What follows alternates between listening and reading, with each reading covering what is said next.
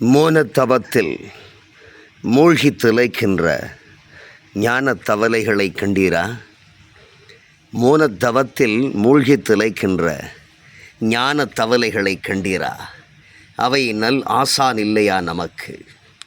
அவை நல் ஆசான் இல்லையா நமக்கு? ஆசானா?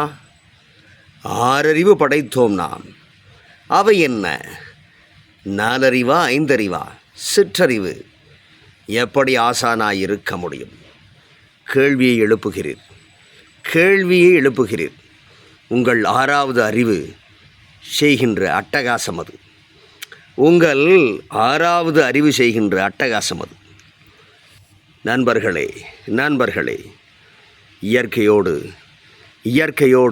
பின்னி பிணைந்த வாழ்க்கை இறைவன் நமக்கு தந்த வாழ்க்கை. இயற்கையோடு பின்னி பிணைந்த வாழ்க்கை அல்லவா இறைவன் நமக்கு தந்த வாழ்க்கை. நாம் என்ன செய்தோம் யோசித்துப் பாருங்கள். எல்லாம் தொலைத்தோம். எல்லாவற்றையும் இழந்தோம். நாதியற்றுப் போனோம்.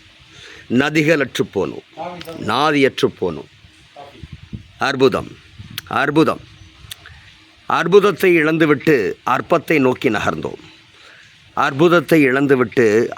நோக்கி நகர்ந்தோம். என்னவாயிற்று?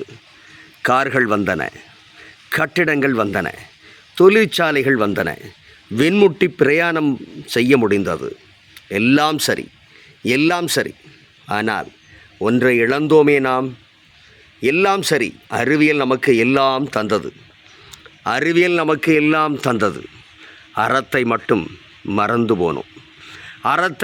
நாம் மறந்து போனோமே. அறிவியல் தந்ததை என்னவை வைத்துக்கொண்டு என்ன செய்ய போகிறோம் நாம்? அறிவியல்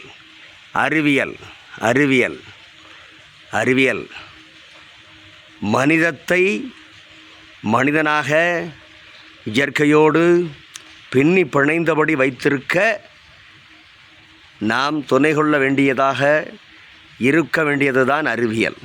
ஆனால் இன்றைய அறிவியல் என்ன செய்தது? பேராசையின் கூடாரமாய் போனது. பாருங்கள் எத்தனை தொலைத்திருக்கிறோம் நான். எத்தனை தொலைத்திருக்கிறோம் நான். வேதனைப்படுங்கள், வெட்கப்படுங்கள். நாம் இழந்ததையெல்லாம் மீட்க வேண்டிய பொன்னான தருணம் வந்தே விட்டது. இனிமேலும் தாமதமா? வேண்டாமே நண்பர்களே. வாருங்கள். இயற்கையோடு இணைந்த வாழ்வு ஆனந்த வாழ்வு, அற்புதமான வாழ்வு. இயற்கைக்காக எதையும் தொலைக்கலாம் நீங்கள். ஆனால் வேறு எதற்காகவும் இயற்கையை மட்டும் ஒரு காலத்திலும் நாம் தொலைத்து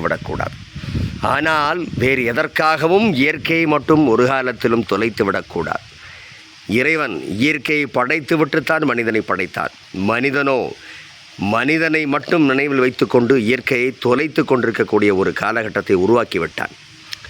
இறைவன் படைத்ததை இனிமேலும் நாம் அழித்தோமே என்று சொன்னால் இனி அந்த ஆண்டவனும் நம்மை மன்னிக்க மாட்டான். இதுதான் இன்றைக்கு இந்த தவளைகள், இந்த ஞான தவளைகள் நமக்கு போதித்த பாடம். பாருங்கள் நிர்ச்சலனமாய் அமைதியாய் ஆனந்தமாய் உற்சாகமாய் எவ்வளவு அழகாக. அவைகளுக்கு வீடில்லை, அவைகளுக்கு தோட்டமில்லை, அவைகளுக்கு வாகனமில்லை, அவைகளுக்கு எந்த விதமான ஆடை அணிகளும் இல்லை. ஆனால் அவைகள் ஆனந்தமாய் இருக்கின்றன. என்ன சொல்லுகின்றது தவளை? ஆனந்தமாய் இருக்க எதுவுமே தேவையில்லை என்று அழகாக சொல்லிவிடவில்லையா? நண்பர்களே, போதும். இயற்கையிலிருந்து விலகி போனது போதும். திரும்பவும் வருவோம். இயற்கையை நோக்கி நாம் பயணப்படுவோம். இயற்கையோடு நாம் ஒன்றிணைவோம். இயற்கையோடு கைகோப்போம். இயற்கையாக மாறுவோம். அதுதான் நமக்கு ஆண்டவன் இட்ட விதி, வழி எல்லாமே. அதை தொலைத்தால் நாம் தொலைந்தோம். அதை நாம் ஆதரித்து அதோடு ஒன்று இணைந்தால் நாம் மனிதர்கள் அல்ல, தேவர்களாய் கூட மாறுவோம். வாருங்கள் தேவர்களாய் மாறுவோம். வாருங்கள் தேவர்களாய் மாறுவோம். நல்லதை விரும்பும் முருகானந்தன்.